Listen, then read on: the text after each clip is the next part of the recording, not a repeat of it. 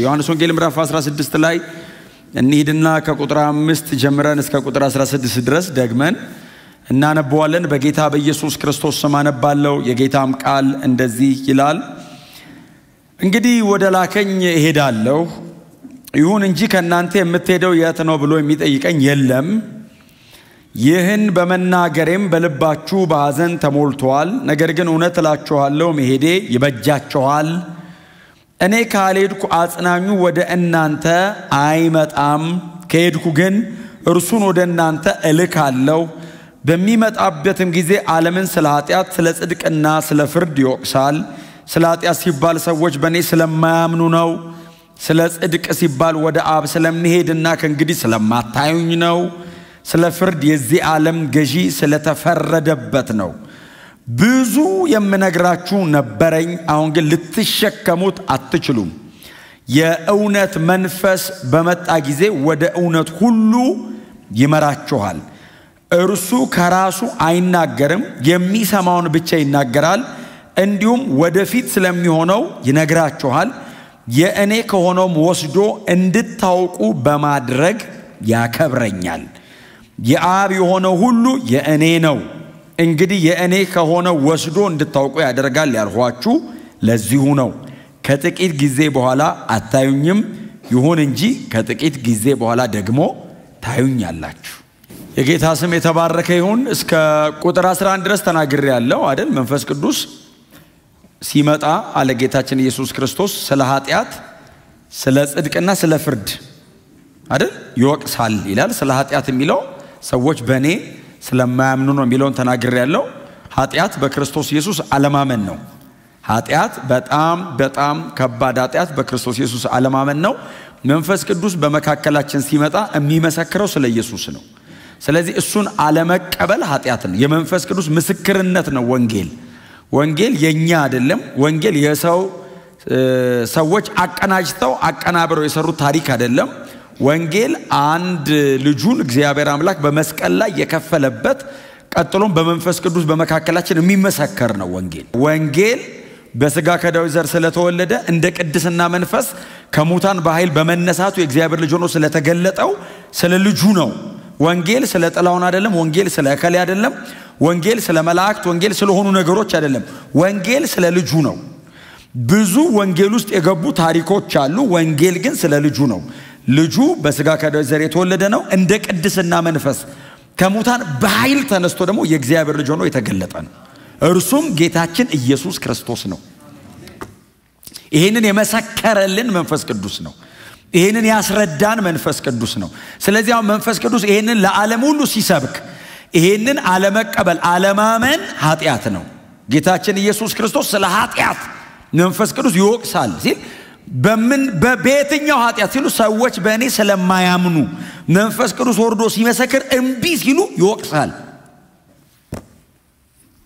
ሁለተኛው ደግሞ ስለምንድን ነው የሚለው? ስለ ጽድቅ እኔ ወደ አባቴ ስለምሄድ ድጋሚ ስለማታዩኝ ኢየሱስ ከመክበሩ ጋር የተያያዘውን ማለት ነው። ኢየሱስ ከብሯል። ይሄንን የሚመሰክረው መንፈስ ቅዱስ ነው። ኢየሱስ ስራውን ጨርሶ ወደ አብ ሄዷል። ጌታችን ኢየሱስ ክርስቶስ በእግዚአብሔር ዙፋን ቀኝ ተቀምጧል። ስለዚህ ጨርሶ በሰማያት በግርማው ቀኝ ተቀምጧል። ይሄ ሮያል ነው አይደል? ጨርሶ መክበሩን። ስለዚህ ጌታ ኢየሱስ ክርስቶስ መንፈስ ቅዱስ የሚያደርገው ሌላው ሁለተኛው ስራው ምንድነው ይላል? እኔን ስለማታዩኝና እኔ ደግሞ ወደ አባቴ ስለምሄድ ስለምከብር ሁለተኛው ስራው እሱ ነው። ሶስተኛው የዚህ ዓለም ገዢ ስለተፈረደበት እግዚአብሔር ይመስገን። ከዛ በኋላ ነው እንግዲህ ቁጥር 12 ላይ ብዙ የምነግራችሁ ነበረኝ አለ ጌታ ኢየሱስ ክርስቶስ። እንግዲህ ባለፈውም ሳምንት በደንብ ነግሬያችኋለሁ። ትምህርት አይደለም እያወራ ያለው እንደ ትምህርት ፎርማል አሁን እኛ እንደምንማረው አይነት ትምህርት አይደለም እያስተማረ ያለው። ወሬ ነው እያወራ ያለው። ሐሙስ ማታ ነው፣ ነገ አርብ ነው፣ ነገ ይሰቀላል፣ ዛሬ ማታ ዝም ብሎ እያወራ ነው ጌታ ኢየሱስና ብዙ እኮ አውርቷል። ከምዕራፍ 13 የጀመረ ነው አይደል ማውራት። ምዕራፍ 13 ቁጥር 1 ነው የጀመረው። ባይዘው ሐሙስ ማታ የሚጀምረው ከምዕራፍ 13 ጀምሮ እስከ ምዕራፍ 18 መጨረሻ ነው። ምዕራፍ 19 አርብ ነው ይሰቀላል ማለት ነው። ከምዕራፍ 13 እስከ ምዕራፍ 18 እኮ በጣም ረጅም ብቻ አይደለም።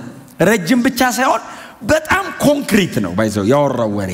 በጣም ጠንካራ የሚባሉ ትምህርቶችን ጌታ ኢየሱስ ክርስቶስ ያነሳባቸው ቦታዎች ናቸው እና እያወራ ከኢየሱስ የማውራት አቅም ለነሱ እውነትን የመንገር ፍላጎት አንፃር ገና ብዙ የምነግራችሁ ነገር ነበረኝ አለ። በጣም ብዙ ነው በሰው ደረጃ። እኔ አሁን ቁጭ ብዬ ሳነበው ምዕራፍ 13 እና ምዕራፍ 14 መታዘዝና መንፈስ ቅዱስ፣ ምዕራፍ 15 የወይኑ ግንድና ቅርንጫፍ ፍሬ ማፍራት፣ ምዕራፍ 16 ይሄው ደቀ መዛሙርት መሆንና መንፈስ ቅዱስ እጅግ በጣም ጥልቅ ነው፣ እጅግ በጣም ሰፊ ነው። እኔ ሳጠናው በጣም ሰፊና ጥልቅ ነገር ነው ያወራው። ኢየሱስ ግን ለነሱ ለመንገር ከፈለገው ነገር አንፃር ይሄ በጣም ጥቂት ነው። ብዙ ለነገራችሁ የፈለኩት ነገር ነበርኛ ለነ ቀጥሎ ምንድነው ያለው? አልናገርም አይደለም ያለው፣ አቅም የላችሁም ነው ያለው። ከዚህ በላይ ብናገር ስምዖን ሆይ አለው፣ ከዚህ በላይ መሸከም አትችልም አለው። ሸምበቆ ነው፣ ድቅቅ ነው የምትለው። መስጠት ፈልጌ ነበር፣ ማካፈል ፈልጌ ነበር። አሁን ለዓለሙ ሁሉ አይደለም ኢየሱስ እያወራ ያለው፣ ለ11 ብቻ ነው እያወራ ያለው። ይሄ ለደቀ መዛሙርት ብቻ ነው፣ በክርስቶስ ኢየሱስ ላመኑ ሰዎች ብቻ ነው ይሄ እየተነገረ ያለው። ለሁሉ ፐብሊክ አይደለም እያወራ ያለው፣ ለ11 ሰው ነው፣ ለደቀ መዛሙርት ነው። መረባቸውን ሰቅለው ቀረጥ መቀረጣቸውን ትተው ቀናተኞቹ ከጫካ ወጥተው ሁሉን ጥለው እየተከተሉት ላሉ ሰዎች ነው እየተወራ ያለው። ለእናንተ እስካሁን ያወራሁትን ብቻ ሳይሆን ብዙ መንገር ፈልጌ ነበር፣ ነገር ግን ልትሸከሙት አትችሉም አለና አሁን ደቀ መዛሙርቱን ሁኑ እናንተ እና ስሙኝ እንደዛ። አሁን ኢየሱስ እያወራ ያያለ ይሄንን ቢል መሃል ላይ እናንተ ቁጭ ብላችሁ እየሰማችሁ ጓጉተው ነው የሚሰሙት። በጣም ጓጉተዋል። የመጨረሻዋ ሰዓት እንደሆነች ኦሬዲ አውቀዋል። ሊሄድ ነው ብሏቸዋል ደጋግሞ። የመጨረሻ ሰዓት እንደሆነ አውቀዋል። አሟጣው ነው መስማት የፈለጉት። እያወራ ቁጭ ብሎ እያዳመጡት ለነገራችሁ ፈልግ ነበር። ልትሸከሙት አትችሉም ሲል አሁን በሱሳይድ ብቻ ሳይሆን በእነሱ ሳይድ እያየ ነው። እርሱ የሰዎችን ልብ ያውቅ ነበርና ስለሰው የሚነግረው ማንም አያስፈልገውም ነበር ይላል። ስለዚህ ለአንተ እየነገረ አቅምህን ያውቀዋል። አሁን አንዳንዴ ምንድነው ችግሩ? አቅም ካላወቀን ዶዙ ይበዛል። እውነት እየነገራችሁ ሰውየው ይስታል። አቁማዶ ጠባብ ነው ብትንትን ይላል። ኢየሱስስ የሰዎቹን መጠን ያውቀዋል። ልትሸከሙት አትችሉም ሲል አይ ቲንክ ዲስከሬጅ ይሆናሉ። ብዙ ሊነግረን ፈልጎ ሳይነግረን ሊሄድ ነው ጥሎት ሲሉ ቀጥሎ ያለው ቁጥር ምንድነው የሚለው?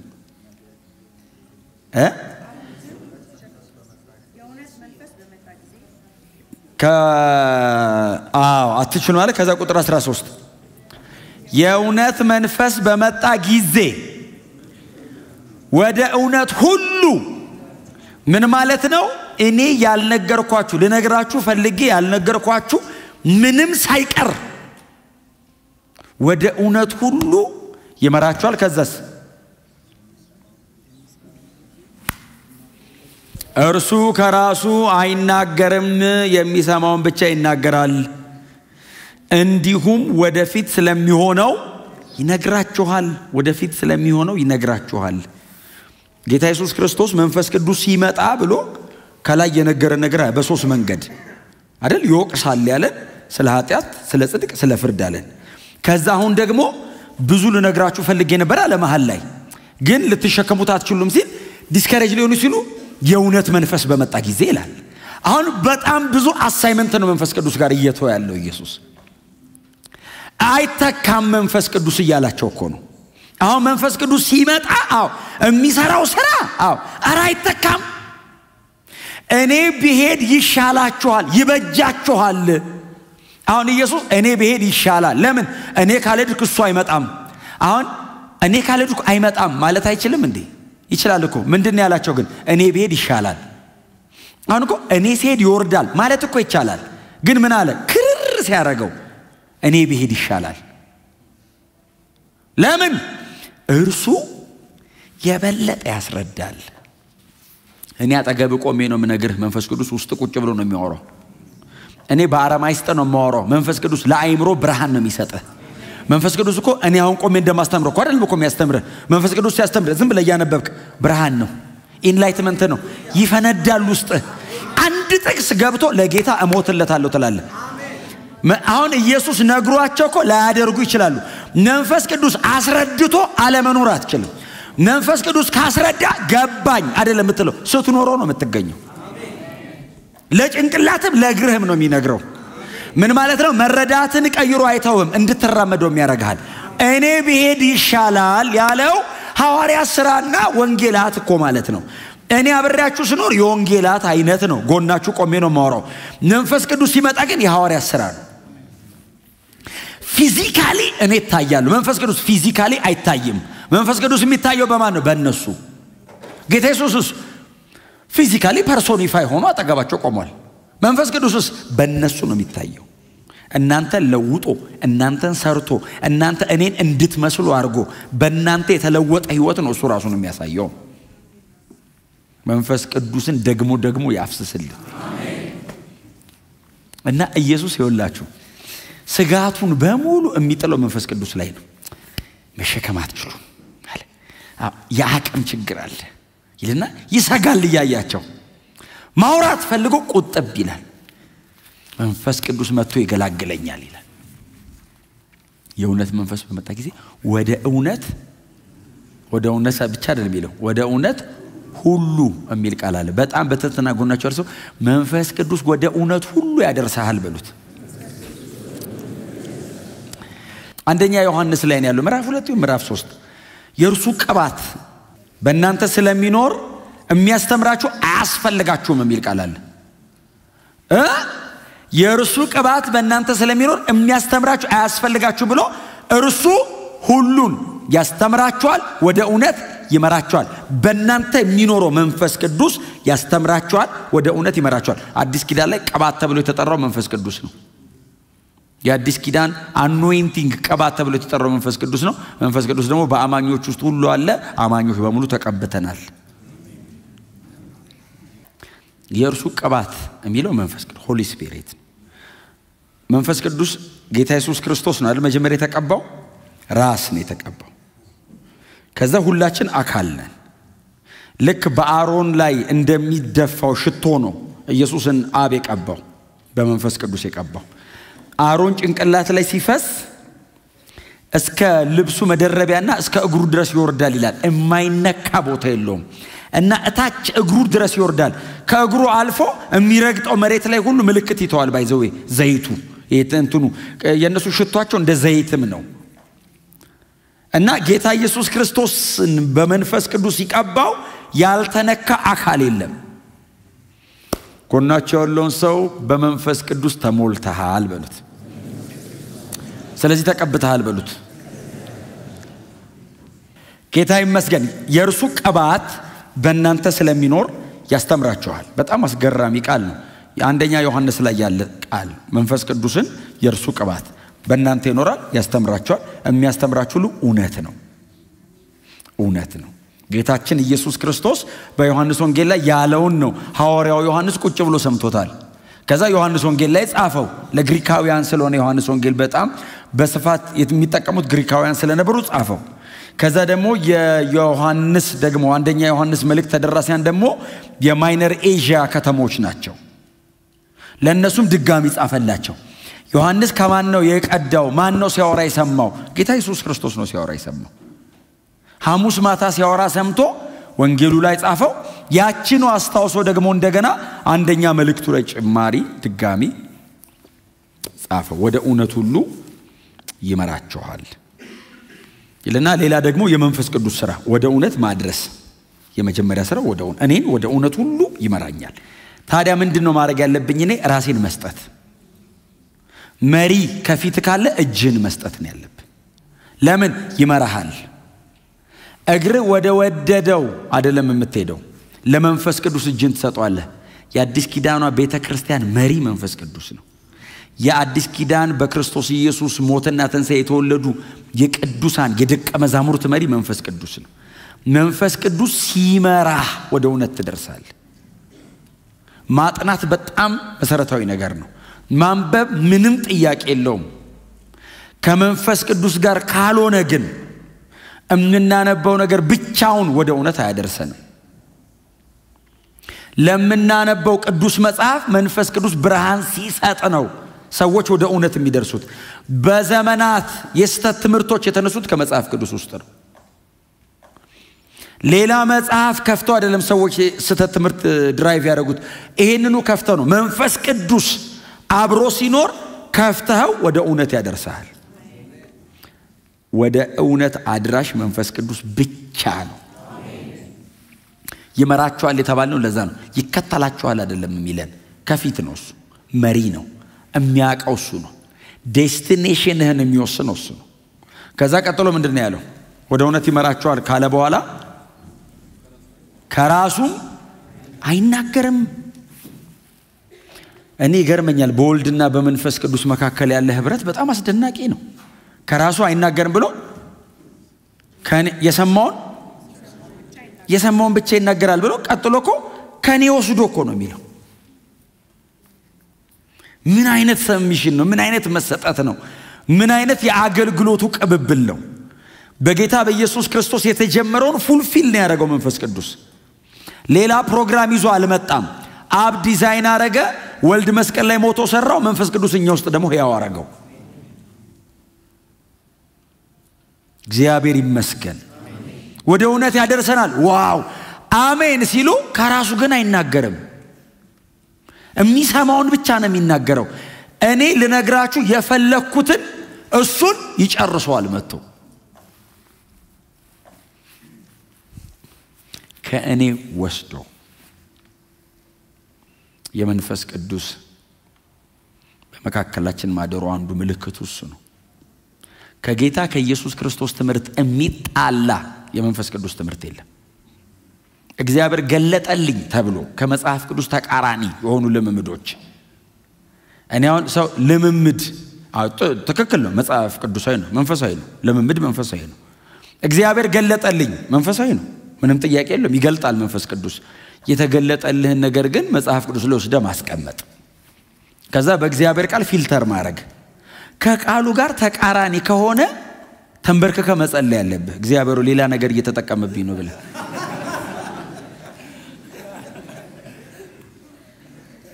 ለምን መሰለ?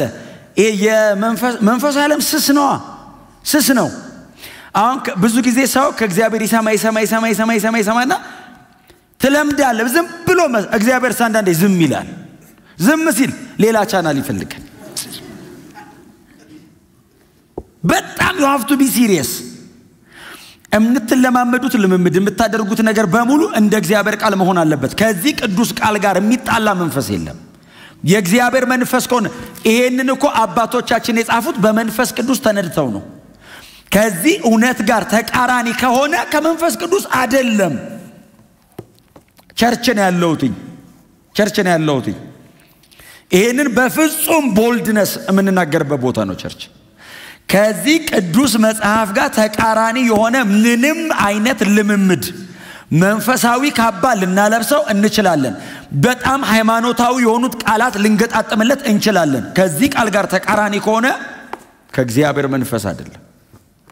የእግዚአብሔር መንፈስ መሆኑን የመጀመሪያ ማረጋገጫ አይኔን ጨፍኜ ቼክ አይደለም ማረጋው፣ በእግዚአብሔር ቃል ነው የምፈተነው።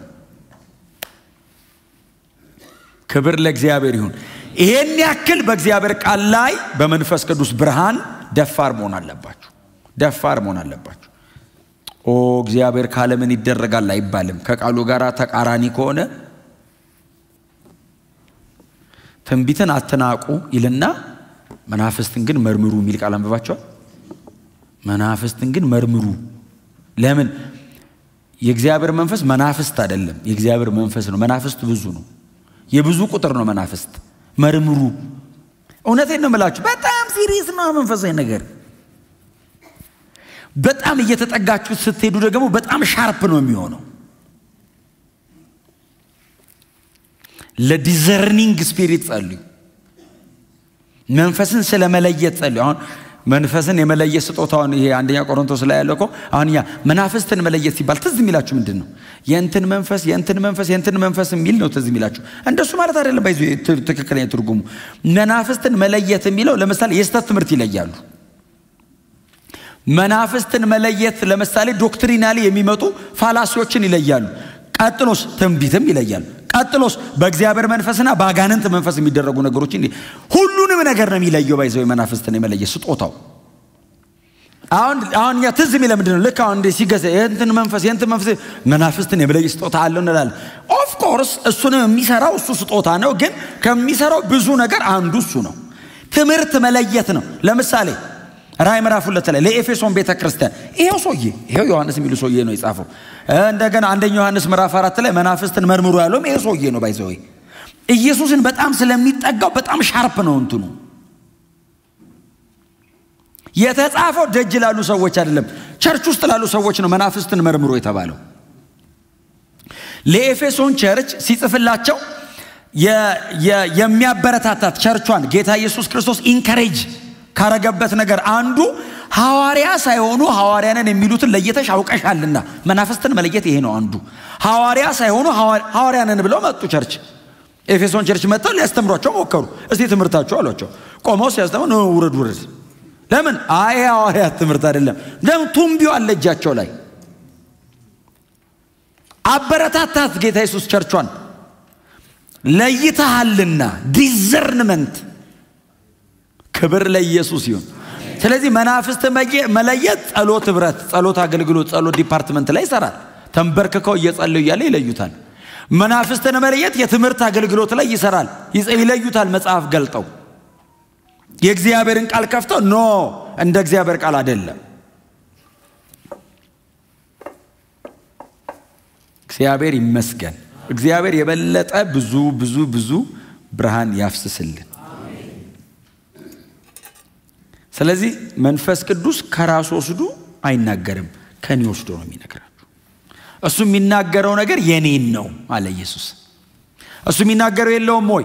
እሱ የሚናገረው ኢየሱስ የጀመረውን ነው። በእርሱና በኢየሱስ መካከል መልእክታቸው አንድ የአብም ያው ነው መልእክቱ። እኔም ወርጄ የሰበኩት እሱ ነው። መንፈስ ቅዱስም ሲመጣ ደግሞ የሚቀጥለው ይሄንኑ ነው። ልነግራችሁ ነበር አትችሉትም። አቅም ይሰጣችኋል። እናንተ ውስጥ ሆኖ በእናንተ ያድርና ጸጋ ይሰጣችኋል። ጉልበት ይጨምርላችኋል። አጥንታችሁን ያጠነክረዋል። እሱ ሲነግራችሁ ትሸከሙታላችሁ። ውስጣችሁ ሆኖ ስለሆነ የሚያስረዳችሁ አብሯችሁ ነው የሚቆመው። አሜን ነው። ከራሱ አይናገርም፣ የሚሰማውን ብቻ ይናገራል ይልና ቀጥሎ አንድ ቃል አለች። እንዲሁም ወደፊት ስለሚሆነው የኒው ቴስተመንት ኢስታብሊሽመንት ነው። አዲስ ኪዳን እንደሚመሰረትና እንደሚቀጥል ኢየሱስ የተናገረው ነው። መንፈስ ቅዱስ ወደፊት ስለሚሆነው ይነግራችኋል ማለት ባይዘወይ ትንቢት ይናገራል ማለት አይደለም ትርጉሙ። ጌታ ኢየሱስ ክርስቶስ የተናገረው ያስተማረው ወንጌላት ላይ ያለው አይደል? ሌላ አስተምሯል ኢየሱስ አላስተማረም። ወንጌላት ላይ ያሉትን ነው አይደል ያስተማረው? አክትስ ከዛ ደግሞ ከሮሜ እስከ ይሁዳ ያሉ ደብዳቤዎች፣ የራእይ መጽሐፍ ወደፊት ስለሚሆን ያስተምራችኋል ማለት የጠለቀ ነገር እንደገና ጨምሮ ይገልጣል ነው። አሁን ጌታ ኢየሱስ ክርስቶስ መስቀል ላይ ሞተ፣ ደሙ ፈሰሰ፣ አዲስ ኪዳን ተደረገ። ከዛ ጌታ ኢየሱስ ክርስቶስ እኮ ከዛ በኋላ 40 ቀን እኮ ነው የቆየው። ምንም 40 ቀንም 13 ነው የመጣው። ብዙም አላወራም። እንደውም አሳ ምናምን ሲያ አላስተማረም እኮ። ከዛ በኋላ አስተምሯል። እኔ ያስተማረው ትምህርት እዛ ይለኝም ከሞት ከተነሳ በኋላ ትምህርቱ ራሱ እንትን አይደል ድርጊት ነው። በተዘጋ በር ይገባል። የትንሣኤ አካል በር አይዘው ትላል። ትምህርቱ ራሱ ኑሮ ነገር ነው። ከዛ እነሱ እዛ አሳ እንትን ሲሉ ወደ ዳር ሲደርሱ እኮ የእንትን ያላል ፍምና አሳ አገኙ ይላል። እነሱ እኮ አሳ ይዘው እኮ ሊመጡ ነው። እዚህ ጋር አብስሎ ጠበቃቸው። መቻጥ ምደነው አትሎም በትንሣኤ አካል ሲሉ ከአይምሮ በላይ ነው ብለህ ዝም ነው። አላስተማረም ብዙ። መጨረሻ ላይ ሊሄድ ሲል ነው አይደል ቁርጥ ያለ ነገር የነገራቸው። በነዛ ደብዳቤዎች ላይ አይደል እንዴ አሁን the revealed Christ እኮ አሁን እኮ ሂስቶሪካል ጂሰስ ነው ወንጌላት ላይ ቆሞ ያወራው። በጣም ላይት ነገር ነው የሚያወራው። ጥልቅ ነገሩን ራሱ በጣም እንዲገባቸው አድርጎ ነው የሚያቀርበው ልጆች ስለሆኑ። የጠለቀ ትምህርት እኮ መንፈስ ቅዱስ ወርዶ በተነው በቃ በተነው ወደፊት ስለሚሆነው ይነግራቸዋል። ራእይ መጽሐፍን ይዩት እስቲ። ጂሰስ ሰው ቢተነብይ ራእይን ይተነብያል? በራእይ መጠን ትንቢት ይነገራል እንዴ? ራእይ ላይ ዮሐንስ ባየው ልክ ትንቢት የሚናገር ሰው አለ እንዴ? የለም እኮ። የሚመጣ ከተማ አገር ድፍን አገር ስትራክቸር ሙሉ መዋቅር ስርዓቱን አደራደር አወጣጥ አገባብ እኮ ነው ያየው ሰውዬው ቁጭ ብሎ።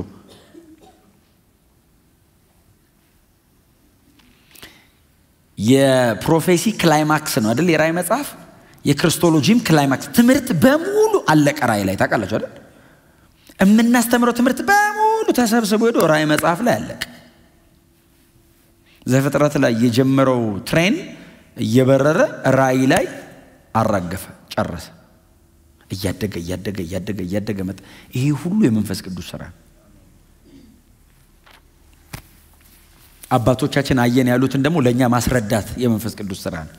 እግዚአብሔር የተባረከ ይሁን። ከዛ ቀጥሎ እንደሚለው ቁጥር 14 ላይ መንፈስ ቅዱስን በደንብ ማወቅ አለብን። አብረውን እየኖረ ያለው እሱ ነው። በእኛ ውስጥ አለ። አሁን በእኛ ውስጥ አለ። ክብር ለእግዚአብሔር ይሁን። የእኔ ከሆነው ወስዶ እንድታውቁ በማድረግ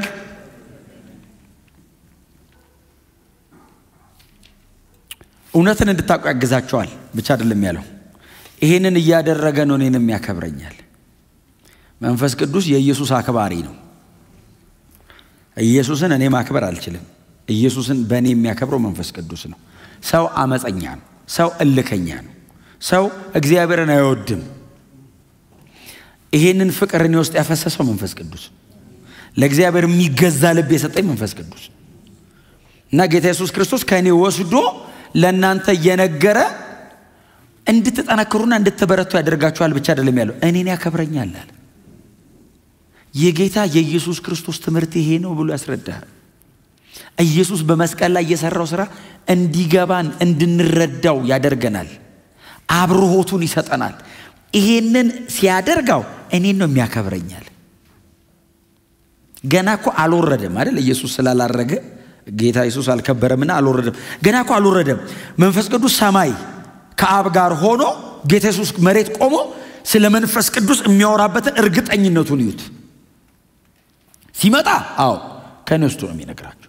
ዋው ልትነግረን ያሰብከውን አዎ እና እሱን ያን ሁሉ ሚስጥር ይነግረናል። ይሄንን ግን ሲነግራችሁ እኔን ያከብረኛል።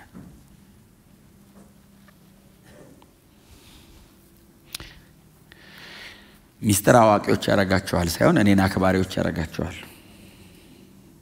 ነገሩን የሚገልጥበትን ምክንያት ኢየሱስ ሲነገር እኔን ለማክበር።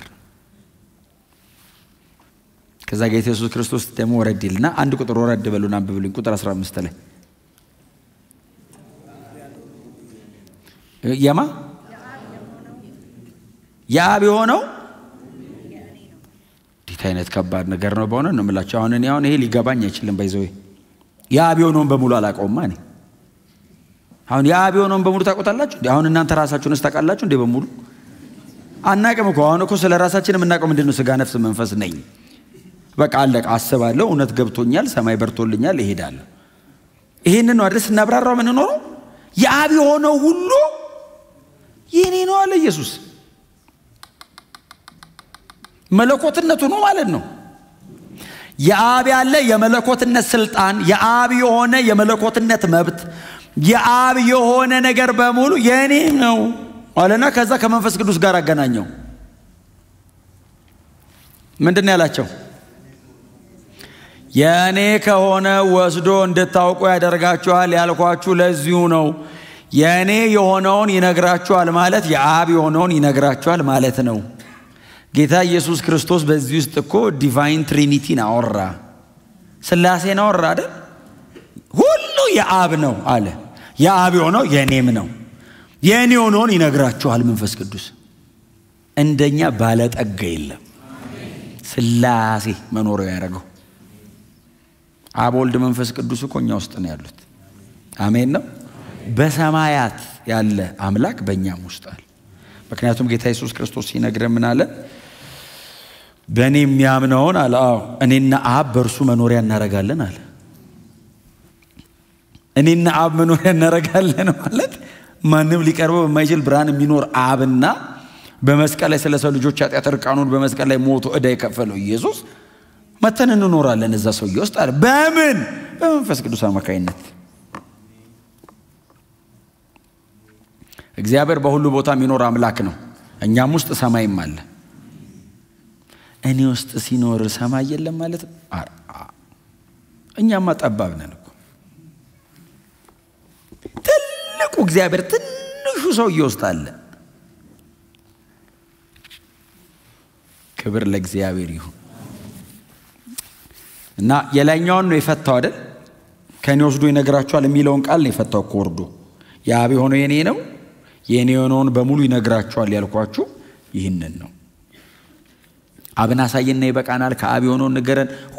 ሁሌ ጸሎታቸውም ጥያቄያቸው ከጌታ ኢየሱስ ክርስቶስ ጋር ያላቸው ዲያሎግ መሃል የማያጣው ዮሐንስ ወንጌልስን አብ ሲል አንዴ አብን አሳየን ይሉታል። ከአባቴ የሰማሁትን እስቲ ንገረን ይሉታል። ስለዚህ አሁን ከኔ የሆነውን ሲነግራችሁ ከአባቴ የሆነውን እንደነገራችሁ ነው። የአባቴ የሆነው በሙሉ የኔ ነው። ክብር ለእግዚአብሔር ይሁን።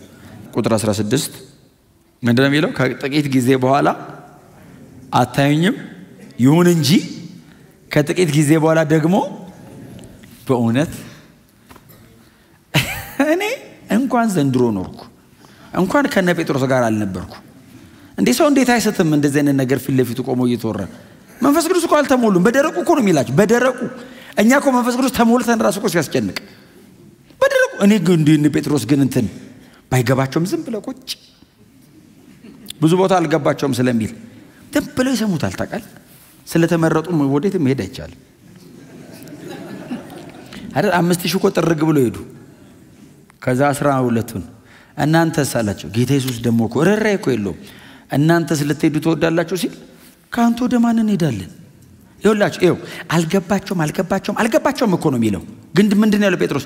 ካንተ ወደ ማን እንሄዳለን ብሎ ያልገባው ትምህርት አንተ ጋር የዘላለም ሕይወት ቃል ባይገባኝም ግን ይሄ ነገር የዘላለም ሕይወት ቃል አለ። ኧረ እኔ አልሄድም ሲል ጌታስ ምንድነው ያለው? እናንተን እኔ ሆነኝ የመረጥኳችሁ፣ እንደው ጠየቅኳችሁ እንጂ ምን መሄጃ አለ? እኔ ያለው የሚያርክት ዮሐንስ 6 ግቡና በኋላ እንደው ዝም ብዬ እንደው እስቲ እንደው ሐሳብን ለወቀው ብዬ ነው ቀጥቼ ከመመለሰ እውነቷን ማወቅ ደኔ አይደል የመረጥኳችሁ። ወደ የት ሄዳለህ? ምን መሄጃ አለ አለው። እግዚአብሔር እኮ ምርጫን ያሳጣን። መርጦን እኮ ነው ምርጫ ያሳጣን። መርጠን ነው አይደለም። ስሙ ለዘላለም የተባረከ ይሁን። እና ሰዎቹ ቁጭ ብለው እያወራ ያለ ወሬ ነው። ቅድም እንዳልኳችሁ ነው እንግዲህ እግራቸውን አጥበዋል፣ በፎጣ አድርቆ ጨርሶ ቦታው ተቀምጦ እራት ገና አልበሉም። ባይዘው እስከዚህ ድረስ እራት ሊበሉ እኮ ነው። እራት እንብላና እንሄዳለን ብሏቸው እኮ ነው። እራት ሳይበሉ ነው ታውቃለህ። ደግሞ ከኢየሱስ ጋር መሄድ እኮ በጣም አስቸጋሪ ነው። ቀኑ ሙሉ በእግር ነው ይዞ የሚሄደው፣ ቀኑ ሙሉ እና ደክሞ ነው የምትመጣው። ለዛ እኮ ነው ቀድሞ ሰው መልእክተኛ ይልካል ባይዘው የሚሄድበት ቤት። ለምን? ምግብ አዘጋጅ።